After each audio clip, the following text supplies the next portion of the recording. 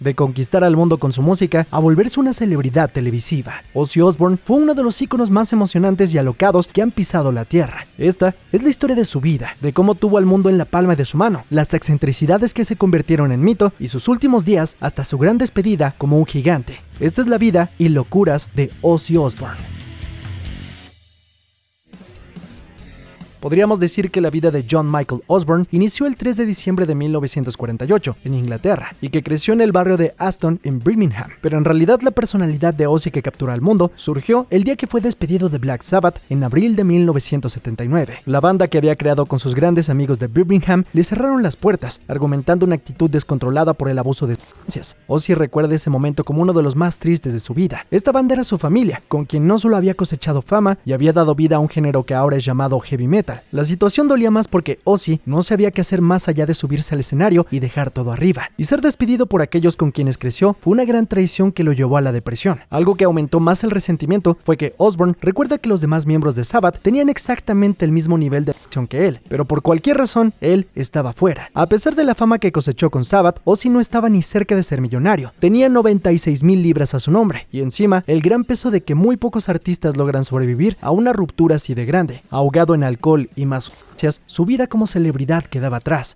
Hasta que un día, una mujer tocó a su puerta. La mujer era Sharon Levy, hija del promotor Dan Arden, quien era manager de Black Sabbath. Ozzy había ya conocido a Sharon antes del despido de Black Sabbath, pero a partir de 1979, Sharon se volvería una pieza clave en la carrera de Ozzy. Dan Arden quería que Ozzy regresara a Sabbath, o por lo menos hiciera algo muy cercano a ellos, creando un nuevo grupo llamado Son of Sabbath. Pero Sharon tenía una visión totalmente diferente. Ozzy podría despegar si tenía los músicos apropiados cerca. Sharon fue una pieza clave, pues en ese momento Ozzy pensaba que sin Sabbath no lo lograría, y que a partir de aquí nadie lo recordaría.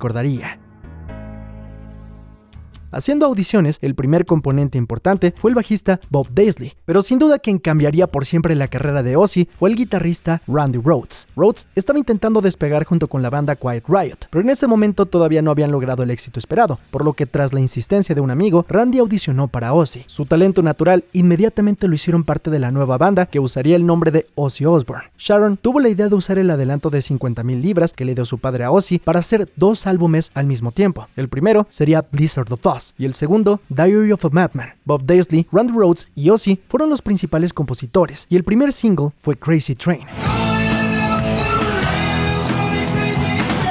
De alguna manera, Ozzy Osbourne, que tenía un sonido tan distintivo, logró evolucionarlo a un metal mucho más pesado y moderno, sobre todo soportados por el increíble talento de Randy, que utilizaba técnicas como el tapping o la palanca whammy para crear sonidos más deslumbrantes. Rhoads, por su cuenta, era hijo de maestros de música, por lo cual aprendió a leer partituras desde muy joven y tomó clases de guitarra clásica. Él incluso enseñaba en una escuela creada por su madre. Con ese bagaje, las piezas en Blizzard of Ozz cobraron una dimensión increíble con canciones como Mr. Crowley o Goodbye to Romance.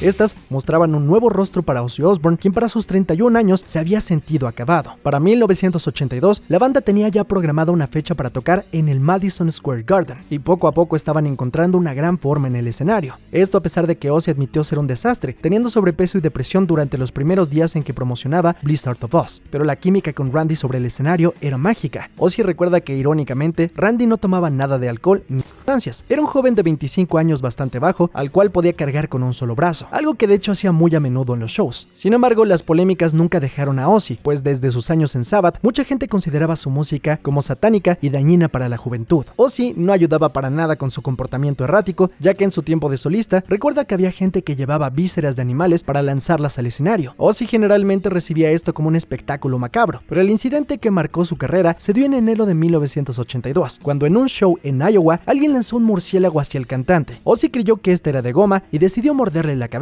Sin embargo, pronto se dio cuenta de que era de verdad. Tras esto, tuvo que recibir algunas vacunas contra la rabia y él diría sentirse bastante arrepentido por esa circunstancia, aunque ese momento se volvería icónico para sus fanáticos, elevando más el mito del llamado Príncipe de las Tinieblas. Pero no es como que morder la cabeza de un animal era raro para Ozzy. Justo cuando estaba por despegar su carrera solista, llevó a 2 palomas dentro de su saco a una reunión con CBS Records. La idea era liberarlas en símbolo de paz, pero un borracho Ozzy pensó que iba a ser más impactante morderles la cabeza, dejando a todos los ejecutivos aterrorizados. En su última autobiografía, Last Rites, Ozzy dijo arrepentirse de tales hechos, argumentando que tiempo después se había vuelto un animalista que detestaba la violencia contra los animales. Sin embargo, con estos hechos, Osbourne se había hecho la fama de ser un completo lunático. A pesar de esto, la relación con Sharon se había vuelto muy cercana. Esto incluso aunque Ozzy estaba casado y tenía 2 hijos con su mujer y un hijo adoptivo. Pero aparentemente su vida de rockstar era demasiado para su entonces esposa Thelma Riley, con quien contrajo matrimonio en 1971. Admitiendo que él había sido un mal marido, la pareja se divorció en 1982 y ya teniendo un romance con Sharon, Ozzy y ella se casaron en el mismo año. Inicialmente Ozzy admite que Sharon compartió algunos días de exceso con él, pero muy rápidamente la mujer dejó de tomar y se convirtió en la protectora de su marido, que nunca tenía suficiente de fiesta y excesos. Su relación laboral incluso apartó al padre de Sharon, Don, y no solo lo enemistó con Ozzy, sino con su propia hija, ya que Sharon eventualmente se convertiría en la representante única de Ozzy, por lo que Don y Sharon se distanciaron incluso hasta los últimos días de vida de su padre.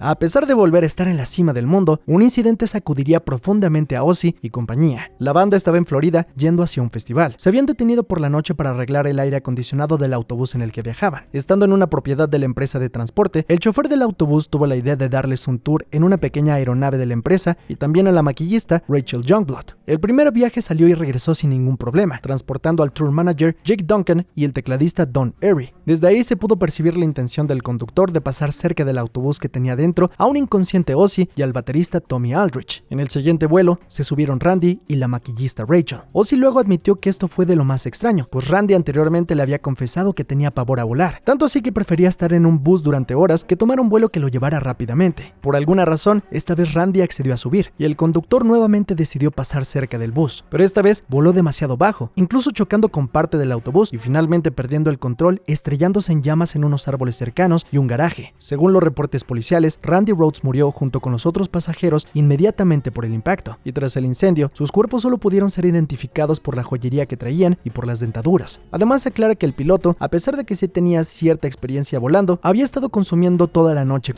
lo cual explica totalmente el desastre. Ozzy recuerda despertar junto a Sharon para ver el caos, y tristemente descubrir que el guitarrista de tan solo 25 años había fallecido en el terrible accidente. Ozzy recuerda que lo último que le dijo Randy la noche anterior fue en relación a su problema con el alcohol. Te matarás, ya sabes, uno de estos días. Ante la situación, Ozzy dice no haber sido el mismo desde ese día, y que con todos los excesos de su vida, quien debía de haber muerto era él y no Randy.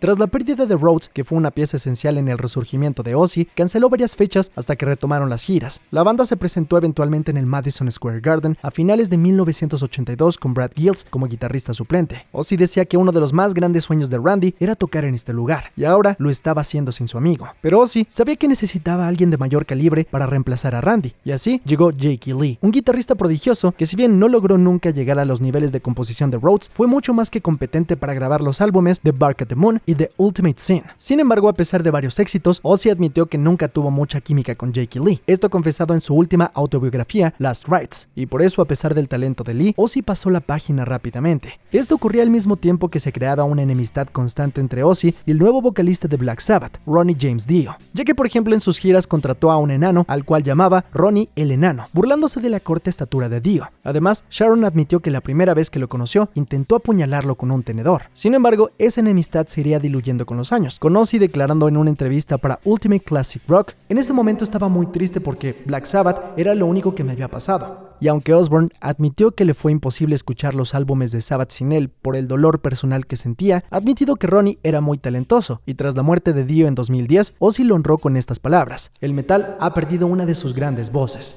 I've been losing my...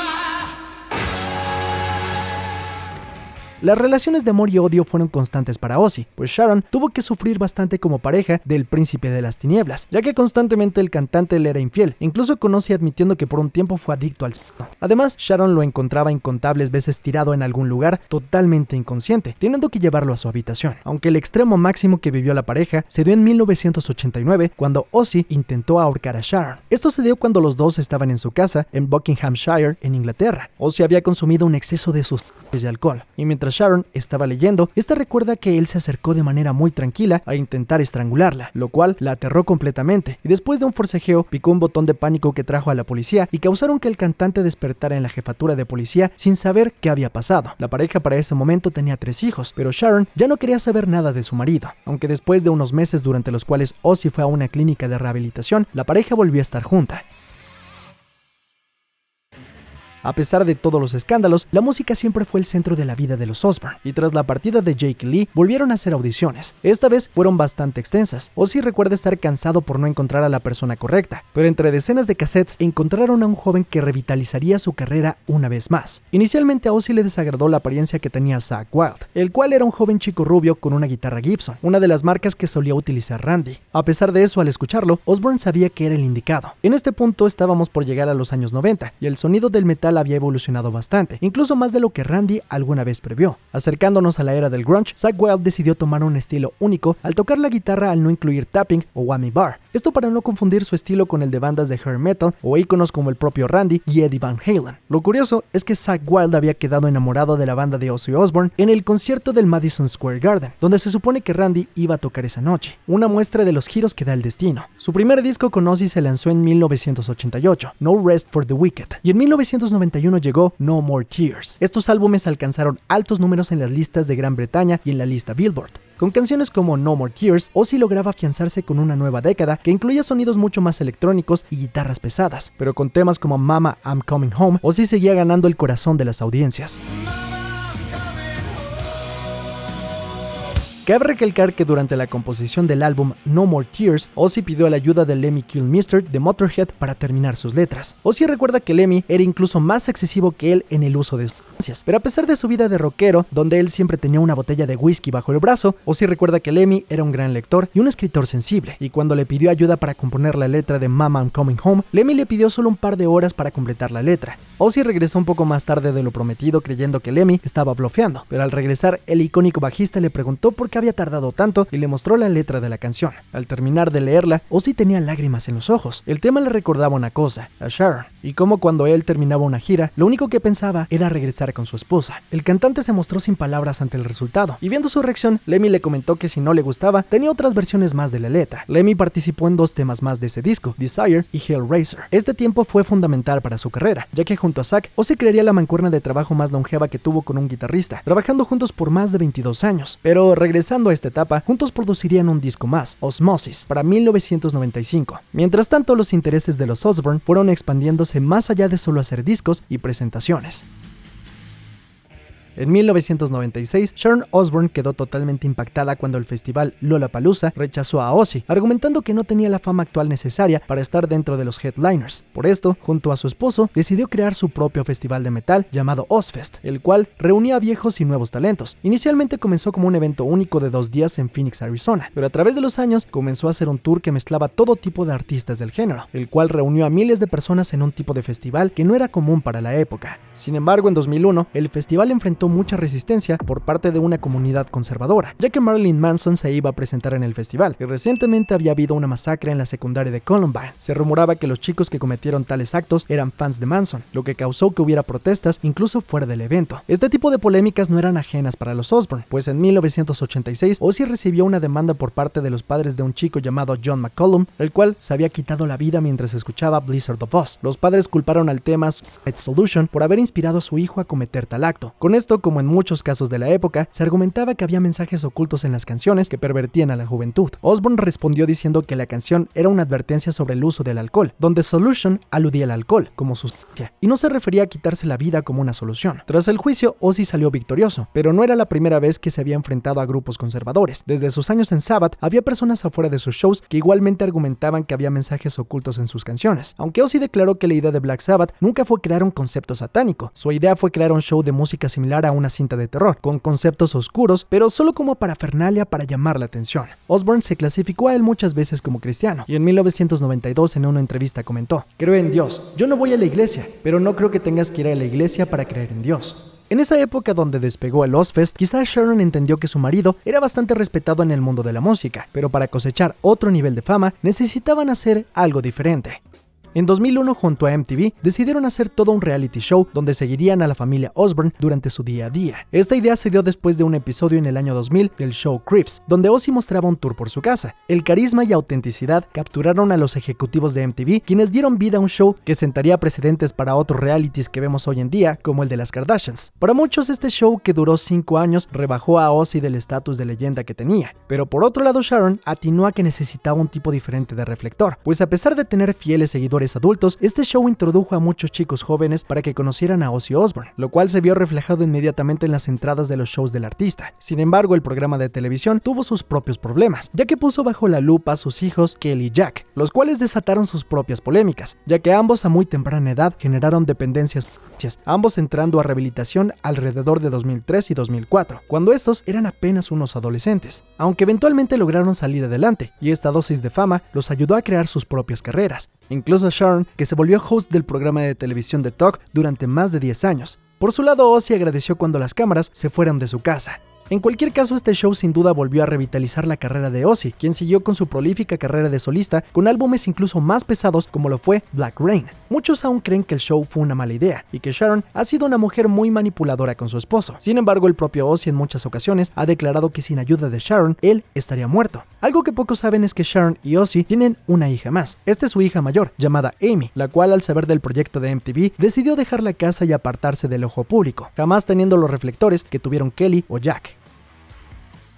Durante años, Ozzy fue considerado como un hombre loco por todas las cosas que hizo cuando tomaba y consumía sustancias. Una de las más recordadas fue en una gira con Motley Crue, donde Ozzy demostró quién estaba más loco. En un momento decidió inhalar una línea de hormigas vivas, con lo cual los integrantes de Motley Crue le dieron totalmente la razón. Por otro lado, en 1982 fue vetado del Álamo, debido a que a una noche, buscando que Ozzy no saliera tomado a las calles, Sharon ocultó la ropa de Ozzy. Pero esto no lo detuvo, ya que tomó un vestido de Sharon y salió a la calle. Pero estaba tan ebrio que sin saber dónde estaba, orinó a unos pasos de un monumento muy importante de la ciudad, lo cual le hizo ser arrestado y vetado durante 10 años sin poder tocar ahí, aunque al final el Álamo pareció perdonarlo, pues cuando falleció en sus redes sociales oficiales lamentaron su muerte. Durante su fama durante los Osbourne, Ozzy fue invitado a la Casa Blanca cuando George W. Bush era presidente. Como era obvio, se emborrachó, y cuando el presidente lo presentó, Ozzy procedió a subirse a la mesa, con Bush murmullando: "Creo que esto fue un error". Siendo tan famoso, claro que tenían que venir los cameos con personajes extraños para un metalero. Una colaboración extraña se dio en los años 90 con el rapero Busta Rhymes, donde Ozzy regrabó Iron Man en una versión muy extraña. Ozzy aclaró que no estaba en contra de ningún tipo de música, pero que realmente el rap y el hip hop no era algo que le gustara a él personalmente, aunque como vimos, no le impidió trabajar con varios raperos, ya que incluso en el tema Take What You Want colaboró junto a Travis Scott. Por si fuera poco, en 2011 participó en un comercial junto a Justin Bieber diciendo la frase: "¿Qué carajos es un Bieber?". En un acontecimiento más violento que lo llevó casi a la cárcel, Ozzy en 1995 en Praga pensó que era buena idea probar esa idea de que los rockstars lanzaban televisiones desde sus habitaciones. Destrozando la ventana, Ozzy lanzó el televisor, el cual al llegar al piso explotó. Lo que no vio es que al lado había un tipo fumando, al cual casi mata. Afortunadamente no se levantaron cargos en su contra, aunque se dice que tuvo que pagar 40,000 libras al hotel por daños. En otra ocasión, siendo parte de la iglesia de Inglaterra, Ozzy usualmente invitaba a un vicario a su casa. Ese día, cuando todavía estaba con su ex esposa, esta le ofreció un pastel al vicario. Esto sin saber que Ozzy había preparado tal pastel con un toque de magia. El vicario se desmayó y Ozzy y su esposa tuvieron que llevarlo a su casa. El religioso despertó sin saber qué había pasado. Entre anécdotas divertidas y otras no tanto, Ozzy admitió que tenía una personalidad propensa a la adicción. Simplemente no podía tomar una y ya. Sin embargo, por todos los problemas que esto le acarreó en su vida, en 2021 admitió que llevaba 7 años sobrio, algo que conservó hasta sus últimos días. Pero regresando a hablar de la música y su carrera, Ozzy y Black Sabbath se habían reunido un par de veces a lo largo de los años. La primera reunión se dio en 1985 durante el concierto de Live Aid, pero se recuerda más cuando se juntaron para grabar el disco en vivo Reunion, donde los 4 miembros de Sabbath, Ozzy, Tommy Iommi, Geezer Butler y Bill Ward, no solo grabaron el en vivo, sino además dieron un tour mundial. Pero algo que aún dejaba dudas era si alguna vez volverían a sacar un disco de estudio. Ozzy creía que la banda aún tenía dentro de sí algo que dar, y tras el fallecimiento de Ronnie James Dio en 2010 a causa de cáncer, pareció cuestión de tiempo que Ozzy y compañía se reunieran una vez más. En 2013 lanzaron el álbum 13, que recuperaba el sonido original de la banda. Posteriormente dieron una gira que llegó hasta 2017. Pero, aunque Ozzy parecía inmortal, su vida daría un giro muy pronto.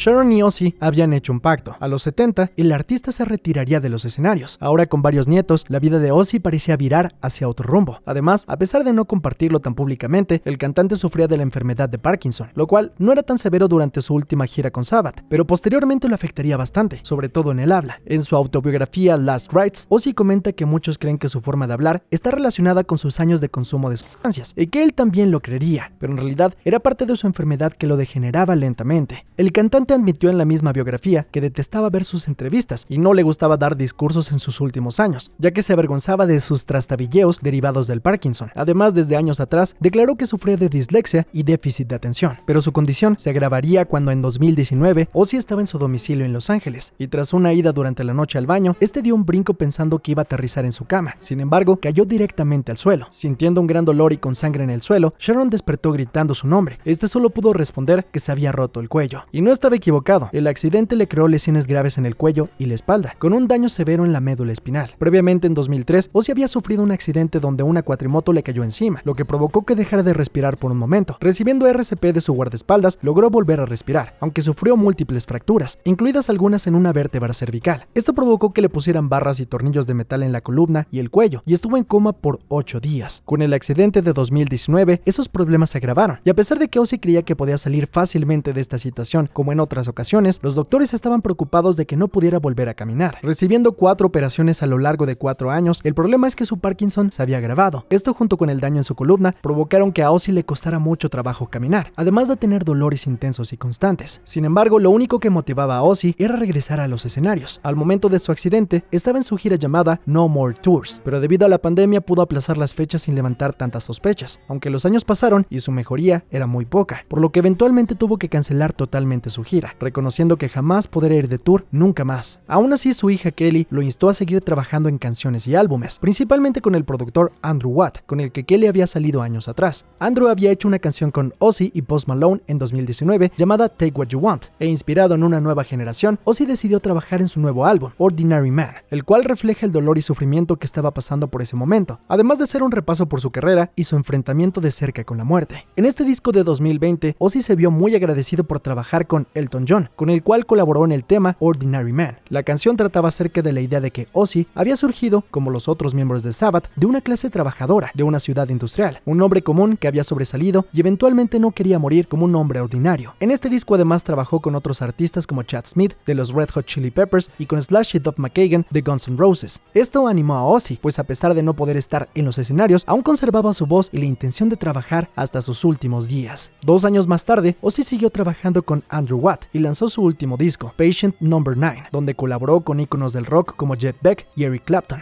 Además, regresó a trabajar con su eterno colaborador y casi hijo, Zakk Wylde, y tras años de recuperación, logró dar sus primeras presentaciones en vivo. Primero presentando un cómic desprendido del mismo álbum, The Patient No. 9, junto al creador Todd McFarlane, haciendo una presentación en la San Diego Comic Con, y luego dando 2 shows, uno junto a Tommy Iommi en el cierre de los Juegos Olímpicos de 2022 y otro en un partido de la NFL en Los Ángeles en el SoFi Stadium. Estas últimas presentaciones fueron las únicas que Ozzy pudo dar de pie. A pesar de eso, se le veía siempre sonriente y con ánimos de nunca abandonar los escenarios.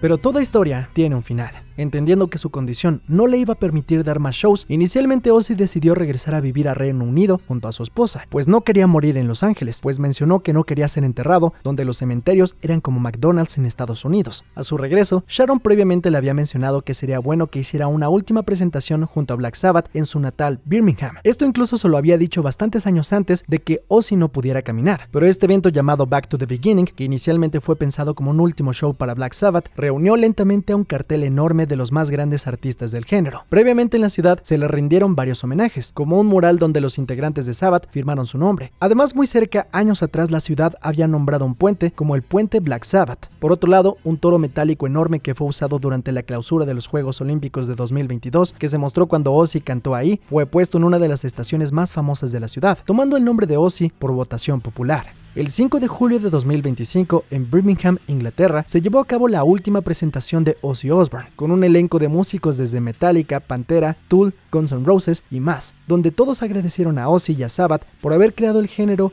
que les dio una carrera.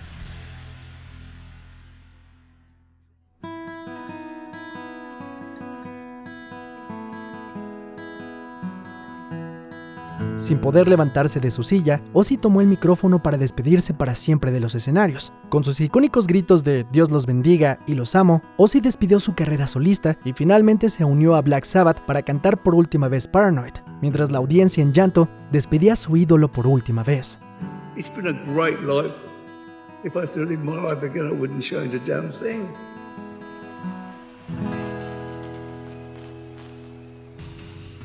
John Michael Osborne murió el 22 de julio de 2025 por un ataque al corazón a los 76 años. Tan solo 17 días después de su última presentación, parece que Ozzy tuvo su funeral en vida, despidiéndose con una sonrisa de este mundo, haciendo lo que amaba e inspirando en sus últimos días a todos con la bondad de un hombre que cometió muchos errores, pero siempre estuvo dispuesto a resarcirlos e inspirar a otros a seguir adelante. Con un amor profundo por su familia y por su audiencia y su profesión, Ozzy es uno de los íconos del pueblo, que antes que presumir, estaba hecho para entretener y contagiar a las masas de su amor por la música.